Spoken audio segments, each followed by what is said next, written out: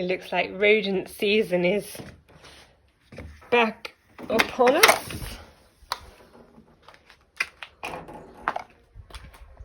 Got a mouse this time.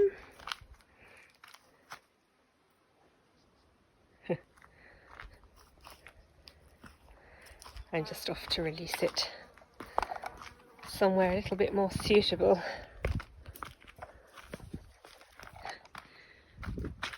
We're in for another hot day.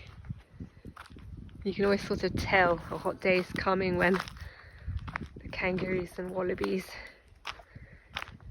head to the garden to start eating early in the day. Quite a few wallabies this morning. And one mouse.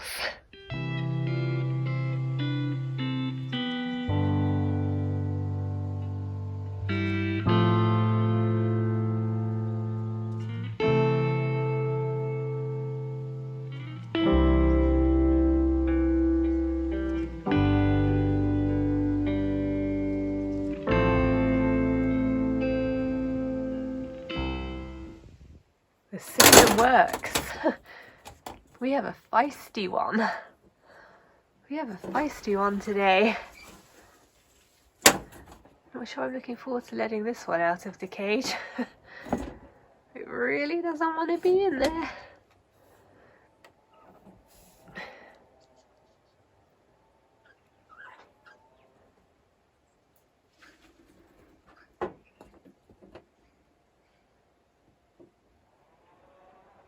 Time to set her free. I mean, not here. Time to take her to a place to set her free. I couldn't really film one-handedly, and that was a frisky one. But she was released up the top of the drive, far from the house in this giant patch of brambles. So I'm sure she'll be very happy and well fed in her new home. Sorry about the engine running in the background, but Vita's very disappointed. She was quite looking forward to having a piece of that rat. Oh well. She's more disappointed than she's giving the impression of. You make a liar of me, Vita. Good morning. I thought we'd begin today with some updates.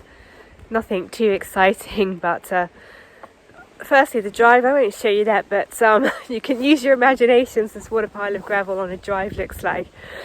But it's looking much better now. The watering it from the bins did the job, and it's all nice and smooth as a gravel drive can be, and it's all gone lovely. So I'm very pleased with that. And I just come out the back of the house to another project that I wanted to quickly update you on. I'll spin you around and we can have a look. You may remember I've been taking the orchard fence down. I'm going to be carrying on doing that today, but I thought I'd show you what we've achieved so far. For context, this is the snake shed that we've renovated. This is where the fence starts.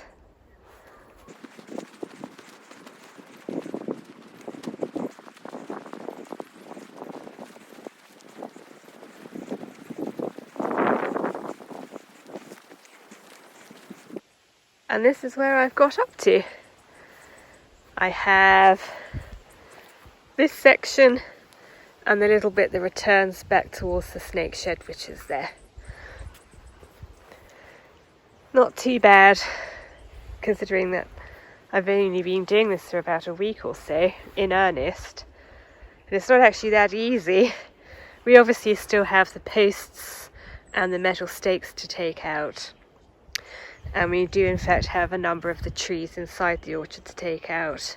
Don't mourn for them, they're very rubbish, unproductive, horrible trees that we will replace with nicer plants down the line. This is all part of a major infrastructure project that I'll go into more details about when it's pertinent. But we're very excited, and I doubt you'll be excited, but hopefully the project will prove a little bit interesting. You may notice as well that I'm in my barbecueish. I've got my mongrel woolen headband on, and I'm living for this. I love the hot weather, but the hot weather is only really good for sitting around in when you don't have anything to do. But when, like me, you've got a property to manage, cooler weather finally has arrived is much preferable. It's not very nice working when it's hot anyway, so I'm living for this and I'm going to crack on with the fence.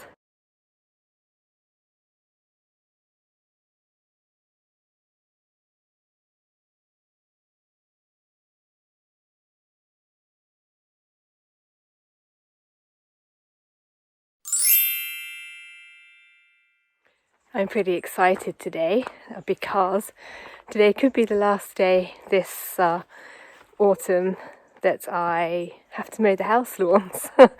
If you don't know, in a good summer, as in a wet summer, it's something that I have to do over and over and over again. But gets a bit tedious, but those days could be behind me. So at this time of year, what I like to do is fertilise the lawns. I do it 3 times a year because the soils here are so poor and they need all the help they can get. And part of my bushfire strategy is a nice healthy lawn around the house to help stop ember strikes, ember attacks. And I like to achieve that by having the lawn be nice and lush and healthy with the minimal amount of watering, because if there's a high risk of a bushfire, the chances are it's been a drought year, and if it's been a drought year, that means there's not enough water to waste watering the lawn. So anyway, convoluted way of saying I hope this will be the last time I have to mow the lawn this autumn. Maybe the penultimate time, but hopefully the last.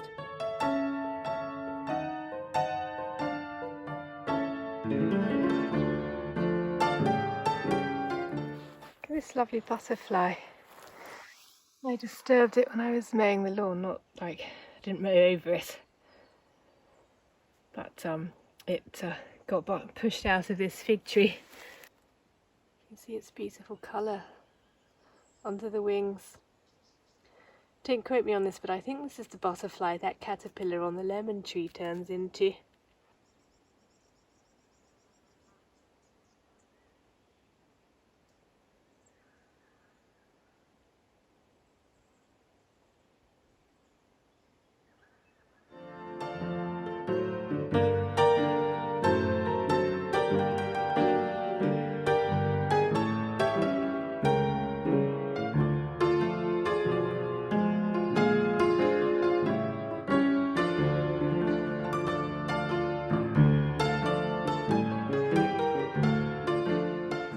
There we go. Doesn't look much different, to be honest, and that's one of the ways I know that this might be, if not the last, the penultimate time these lawns need to be mowed. Whilst I'm out, I just quickly wanted to show you some of this lovely beginnings of autumn colour I'm noticing. This is the Chinese pistachio, starting to turn, looking lovely.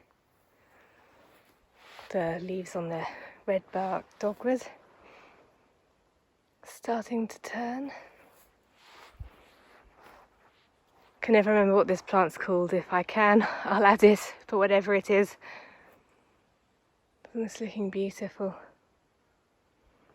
I love adding cuttings of this to my autumn-winter indoor flower displays.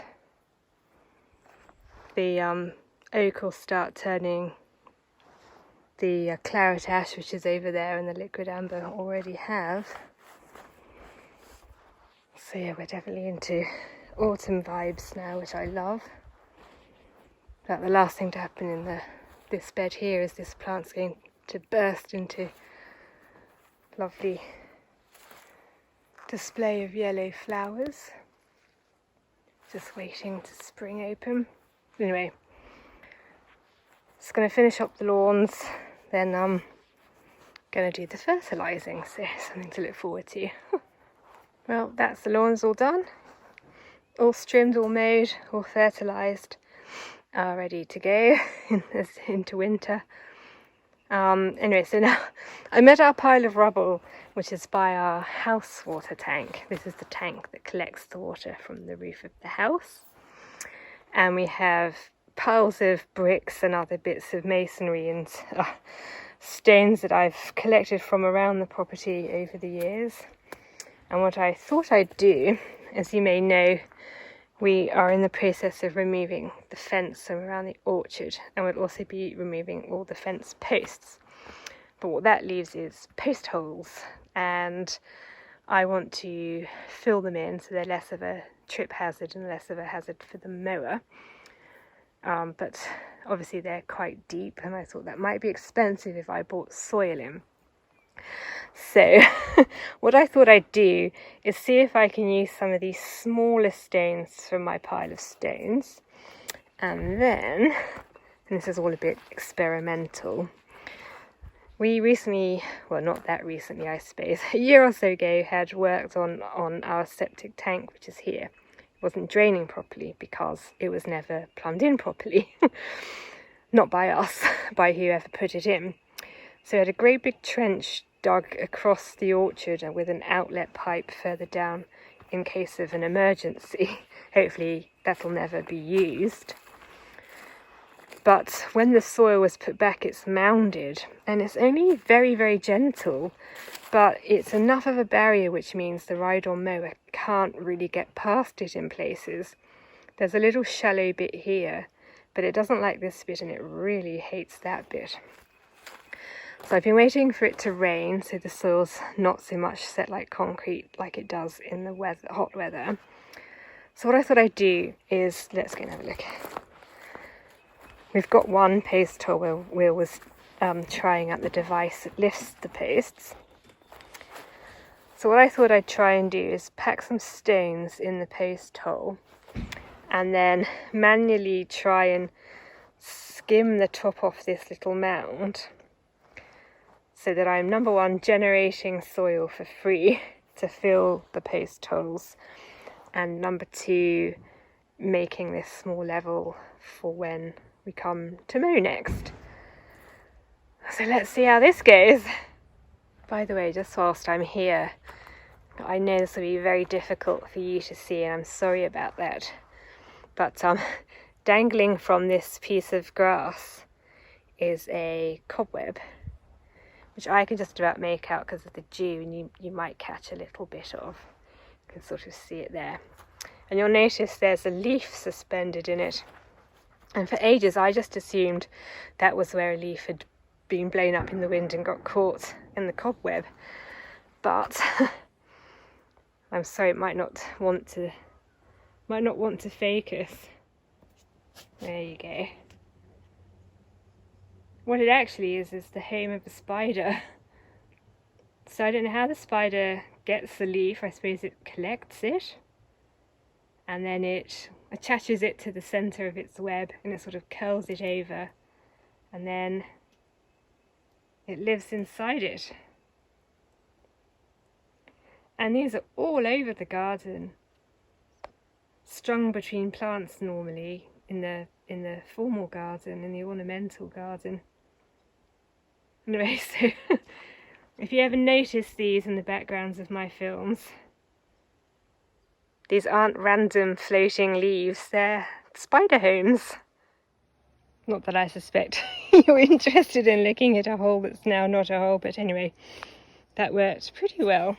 You join us down at the orchard, where Will is continuing the work of removing the fence posts.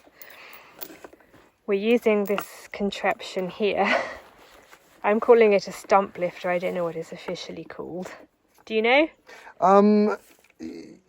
I think it is called a stump lifter, actually. No, there is a name for it, and I'll tell you what that name is, because I think it's cast into the ironwork. This thing weighs about 30 kilos. It's unbelievably heavy. It is a Trewhella Brothers Trentham. No, that's just where it's made. Wallaby Vice. No, it is called a Trentham. Trentham Jack. It is. It's the place where it was made. Well, it's some sort of jack anyway. Or Trewhella Jack. It's some sort of jack. You might have noticed that we've got a bit of a penchant for these antiquarian tools. I read archaeology plus archives and records management at university, and Will's just generally into engineering. We're also into free things, and we borrowed this from Will's dad's collection of antiquarian tools. It's just attached to this chain, and it's using this force to raise the post. You hear it coming.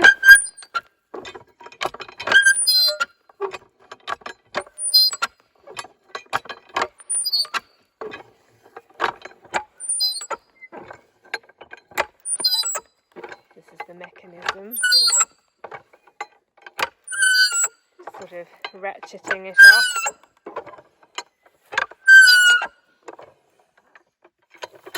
There we go.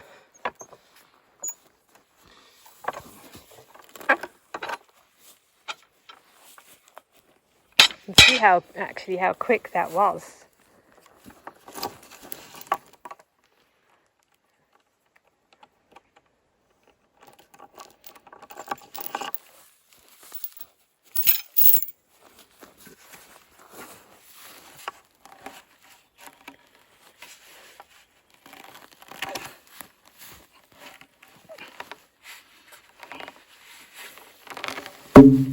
Another one bites the dust. Will's moved on to the next one. So what I thought I'd do is I'll film it all, speed it up, see what that looks like.